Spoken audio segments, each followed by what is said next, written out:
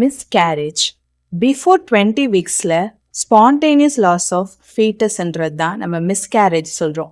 ஏன் பர்டிகுலராக 20 வீக்ஸ் சொல்கிறோன்னா 20 weeks is a period of viability.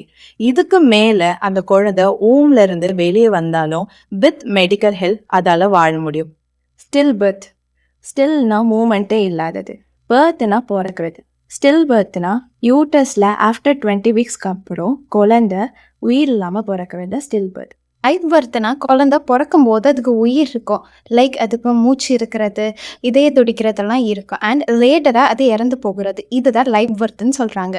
இப்போ மூணுத்துக்கான டிஃப்ரென்ஸ் பார்ப்போம். ஸோ ஃபர்ஸ்ட் மிஸ்கேரேஜ் அப்படின்னா 20 வீக்ஸுக்கு முன்னாடி குழந்தை இறந்து போகிறது தான் மிஸ்கேரேஜ் அப்படின்னு சொல்லுவாங்க. ஸ்டில் பர்த்னா குழந்தை வந்து 20 வீக்ஸுக்கு அப்புறம் யூட்ரஸ்லேயே இறந்து போனால் அது ஸ்டில் பர்த்னு சொல்லுவாங்க. கடைசியாக நம்ம பார்க்க போகிறது லைஃப் பர்த். லைஃப் சயின்ஸோட குழந்தை பிறந்து கொஞ்சம் நேரம் கழிச்சு இறந்து போயிடும்.